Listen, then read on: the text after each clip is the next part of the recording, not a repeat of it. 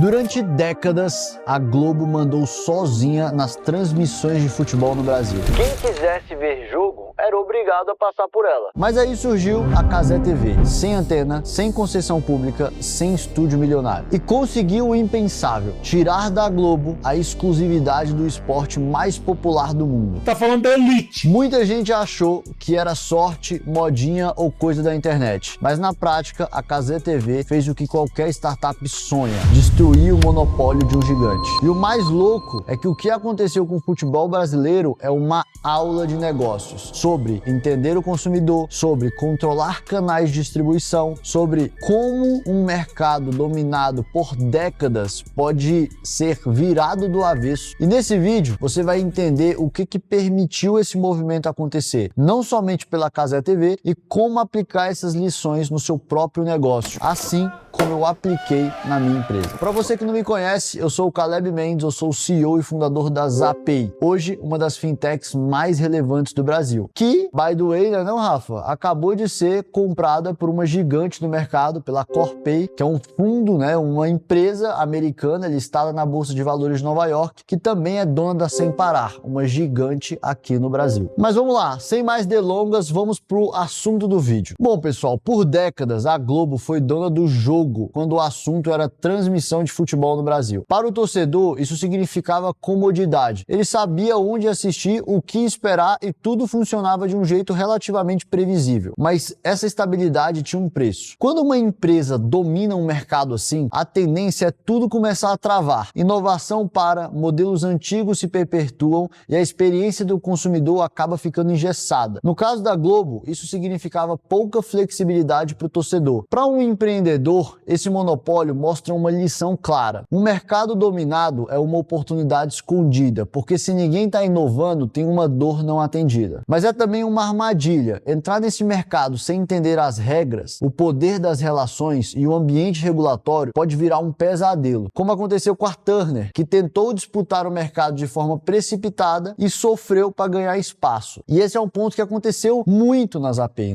Quando a gente começou a atuar na Zapay, basicamente o monopólio era dos Detrans, obviamente, Tipo assim, é um órgão com um certo monopólio, tá? Até então, o único modelo para você pagar débitos veiculares, IPVA, multa e licenciamento era justamente através do Detran. E você tinha que pagar de forma engessada, Rafa? Tipo, à vista, e o Detran não tava nem aí para isso, porque o cara tinha que pagar de forma obrigatória. É até pior esse caso, Porque como é um órgão público, Rafa, o cara tem que pagar. Ou ele paga, a multa, porque senão não dá problema. Na Globo, você pode optar por não ver o jogo, Tipo assim, mas no caso do Detran, ou você paga ou você paga. E, cara, a gente basicamente estudou bem como que a gente entrava nesse jogo. A gente entrou sendo um aliado do Detran, Então, cara, a gente basicamente estudou todo esse aspecto regulatório, como que a gente poderia se aliar ao Detran, a gente estudou esse aspecto do credenciamento da empresa junto ao órgão público, e aí conseguimos entrar no mercado e ser uma empresa aliada do Detran para poder fazer o pagamento, o parcelamento dos débitos veiculares. E aí a gente trouxe flexibilidade, pagar no cartão, pagar no Pix, pagar no boleto e por aí vai. Então aqui tem, inclusive, uma experiência própria minha da importância de você estudar esse mercado, principalmente quando ele está dominado por um player. Mas avançando na linha do tempo, quando a Globo começou a perder o controle do futebol, parecia que o mercado finalmente ia se tornar mais justo, mais democrático. E em partes foi isso que aconteceu, tá? A lei do mandante, que permitiu aos clubes negociarem seus próprios direitos, abriu uma brecha enorme para novos players entrarem no jogo. E eles entraram com tudo: Amazon, YouTube, Cazé TV, HBO Max, Premiere, OneFootball. O problema é que isso virou uma bagunça. Hoje, inclusive, eu sofro isso. O torcedor precisa de quase um planner só para descobrir onde vai passar o jogo do time dele. Às vezes é num app, às vezes é no outro, às vezes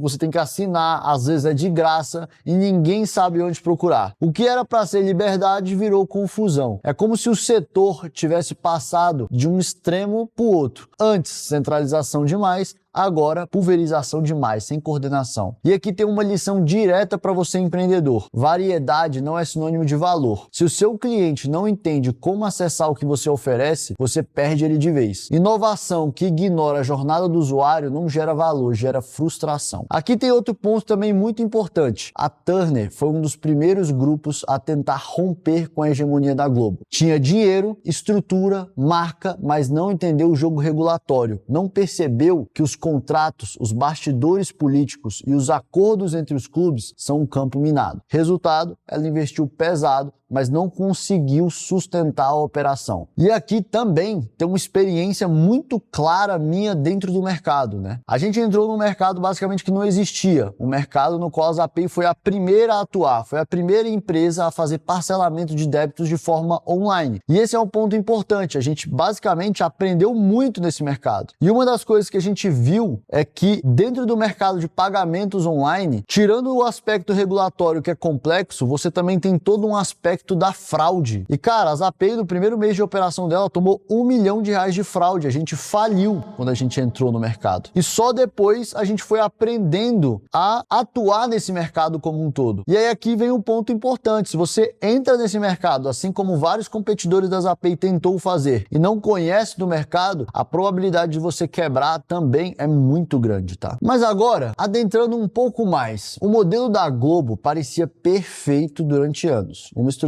baseada na TV por assinatura, com pay-per-view, contratos exclusivos com os principais clubes, uma distribuição centralizada e previsível. Era uma máquina de dinheiro, mas tinha um problema: foi ficando obsoleto. O torcedor precisava pagar por pacotes caros, mesmo que só quisesse ver o time dele. Era obrigado a consumir o que não queria para ter acesso ao que queria de verdade. E esse tipo de estratégia, por mais rentável que seja no primeiro momento, tem prazo de validade, porque ela ignora uma coisa fundamental: o cliente. Não sei se vocês sabem, por exemplo, mas a Sport TV, que era onde muitas pessoas assistiam os jogos de futebol, né, e pagavam esses pacotes, é da Globo. Então a Globo, às vezes você acha que é só aquele canal aberto que passa ali o futebol no domingo. Não, mas ele tem esses canais, como por exemplo o Sport TV, que é focado em esporte. E é nesse, por exemplo, que você tinha que pagar esses pacotes, tá? Só pra você não estar achando assim, mas pô, eu assisto aqui a Globo e não pago pacote nenhum. Mas você não vê todos os jogos, né? Você só vê alguns que a Globo escolhe pra passar no domingo ou na quarta, por exemplo. E quem é mais fã tinha que pagar algum pacote caro. Aí beleza. Aí veio o streaming e com ele chegou uma nova lógica, né? Torcedor passou a querer assistir onde quiser, quando quiser, pagando só pelo que faz sentido pra ele. Surgiu a demanda por assinatura avulsa, jogo gratuito, conteúdo multiplataforma, experiência personalizada, e o modelo da TV tradicional começou a desmoronar. A Globo teve que se reinventar às pressas, e muitos dos novos entrantes já chegaram com esse DNA digital centrado no usuário. Só que mesmo quem já nasceu no digital enfrenta o desafio da fragmentação. Se cada um tenta puxar o torcedor pro seu lado, para sua plataforma, a experiência continua ruim. E aqui vai a lição para você, empreendedor. O seu modelo de negócio pode estar funcionando hoje, mas isso não significa que ele vai durar para sempre. Se ele depende de forçar o cliente a consumir o que ele não quer só para viabilizar o que ele quer, você está vendendo com base em ineficiência. Nesse caso, o cliente não consome seu produto ou serviço porque quer, muito menos porque gosta. Ele se sente forçado a isso. E cedo ou tarde, alguém vai resolver isso de uma forma melhor. Isso acontece muito no mercado. Tipo, às vezes, por exemplo, aquelas empresas de telecom, né, não, Rafa? Vendem aqueles pacotes lá que você tem que pegar o telefone mesmo sem você querer, ou coisas do tipo. E qual a dúvida que vão chegar empresas já, por exemplo, vendendo exatamente só o que o usuário quer, e elas vão ganhar muito espaço no mercado, né? O próprio Elon Musk aí com internet satélite, vendendo só internet, né, na Starlink, tipo assim, cara, ganhando o mercado, sabe? Então quando você força o cliente a fazer o que ele não quer, já tem uma dor aí e já tem uma oportunidade pro empreendedor como um todo, tá? Então, pessoal, por décadas, a Globo foi dona da bola. Não só no sentido simbólico, mas de forma literal. Ela controlava a transmissão, os horários, os formatos, e com isso praticamente ditava como o futebol era consumido no Brasil. Mas o que tirou esse poder não foi uma nova emissora com melhor conteúdo. Foi a perda do controle da distribuição. É como eu falei antes, hoje o torcedor pode ver o que quiser, onde quiser, no tempo dele. E quem consegue entregar essa experiência com eficiência ganha poder. Não importa se tem décadas de tradição ou nasceu ontem. A Globo, obviamente, continua sendo uma gigante na produção, né? Mas o trono que ela perdeu foi o da distribuição. E isso impactou diretamente a sua influência, sua receita e a sua relação com os clubes. E aqui entra mais uma lição valiosa para você, empreendedor. Se você depende de um único canal para alcançar alcançar seu cliente, você está numa posição vulnerável, porque quem controla o canal controla a regra. Hoje, todo negócio que quer crescer de forma sustentável precisa criar seus próprios meios de distribuição. Se você vende conhecimento, cria a sua audiência. Se você vende produto, não dependa só do marketplace ou algo do tipo. Se você presta serviço, use a tecnologia a seu favor para construir canais diretos com o cliente. Mas óbvio que quando a gente começou a Zapay, a gente começou com um único canal, mas depois você tem que criar outros canais. Esse é um ponto importante. A gente começou lá tendo o nosso canal online, mas depois a gente foi para o canal físico, a gente começou a ter postos dentro dos Detrans. E depois a gente criou o canal de parcerias. A gente começou a fazer parcerias com grandes players no mercado e distribuir os nossos produtos dentro desses grandes parceiros. Essa diversificação de canal de distribuição aumentou muito a solidez do nosso negócio e a nossa longevidade, né? Até chegar no momento que a gente fez o exit, né? Vendeu para uma empresa gigantesca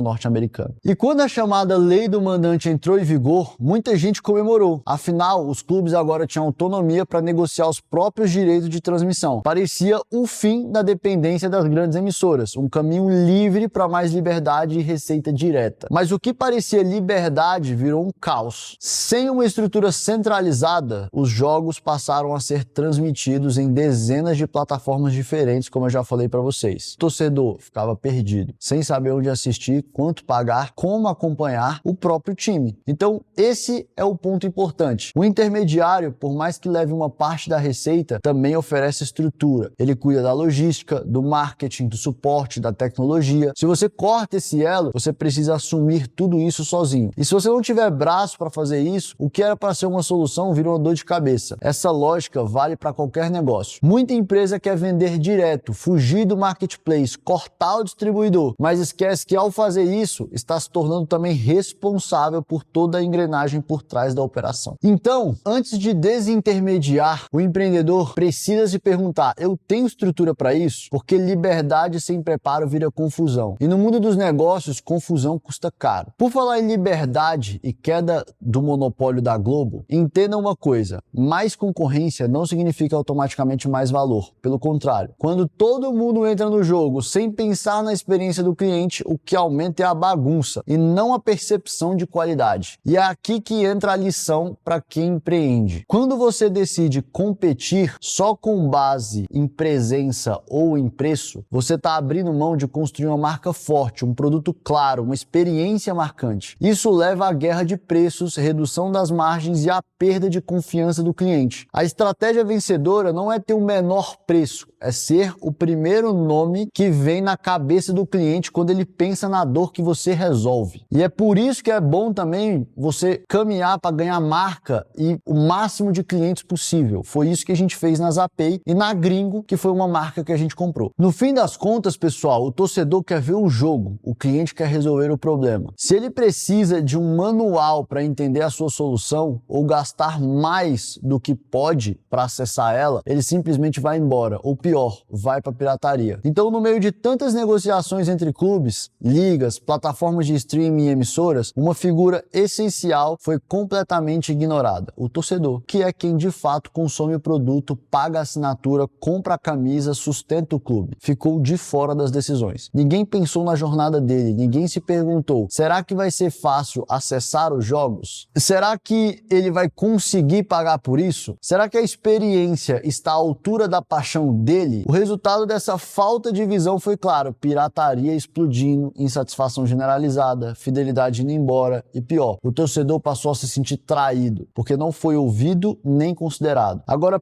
pensa nisso com o olhar de quem empreende. Essa é a armadilha de muitos negócios: tomar decisões com base no que você acha que o mercado quer, no que o investidor pressiona ou no que a concorrência está fazendo. E esquecer que quem sustenta o seu negócio é o cliente. Você precisa focar nele. É para ele que você vende, é por ele que você existe. Toda vez que você cria um produto só para impressionar o mercado, lança uma feature só porque o concorrente fez ou muda a estratégia para agradar o investidor, você corre o risco risco de se desconectar de quem realmente importa, o cliente. Esse é um dos nossos focos dentro das API e dentro da Gringo hoje. Como que a gente cria experiências boas, mais produtos que atendam à dor do cliente especificamente, sempre olhando para o cliente. Às vezes nas API que a gente começou a pensar em produtos da nossa cabeça, foram as vezes que a gente mais perdeu tempo, porque a gente construía produtos e na hora que a gente colocava na plataforma para vender, o cliente não queria pagar por aquilo. Foram só construções na nossa cabeça. E às vezes que a gente foi lá conversar com o cliente, escutar as dores deles, foram as vezes que a gente lançou produtos que realmente vendem, escalam e estão fazendo a gente mudar de nível. E empresas que crescem com consistência são as empresas que colocam o cliente no centro. Não no pitch deck, na prática mesmo. Bom, pessoal, para a gente fechar aqui, se a gente olhar com atenção, essa história toda do futebol brasileiro nos últimos anos é quase uma aula de negócios disfarçada. E aqui vai o resumo dos aprendizados mais valiosos desse vídeo para você que empreende. Primeiro, monopólios escondem dores não resolvidas. Onde tem concentração demais, geralmente tem uma experiência ruim esperando para ser resolvida. Mas cuidado, entrar nesse jogo existe conhecer as regras. 2. Fragmentar demais pode piorar a experiência. Variedade sem clareza gera confusão. O cliente não quer milhares de opções, ele quer facilidade, ele não quer um cardápio gigantesco, né, não, Rafa? 3. Modelos de negócios antigos são lucrativos, até deixarem de ser. Se o seu faturamento depende de uma estrutura ultrapassada, comece agora a repensar antes que o mercado te obrigue. 4. Distribuição é tudo. Quem controla os canais, controla o jogo. Ter um ótimo produto não basta se ele depende de terceiros para chegar no cliente. 5. Cortar intermediários parece ótimo, mas tem um custo alto. Se você vai desintermediar, precisa ter braço para operar tudo o que o intermediário fazia. Sem isso, vira dor de cabeça. 6. Mais concorrência não significa mais valor percebido. Só jogar o jogo dos outros não te torna relevante. Foque em diferenciação real e construção de marca, não só em estar presente. 7. O cliente é quem sustenta o negócio. Não adianta crescer para investidor, mídia ou ego. Quem te mantém vivo é o cliente e ele precisa estar no centro de tudo. Bom, trouxemos uma aula de empreendedorismo para você e eu tô te esperando no próximo vídeo.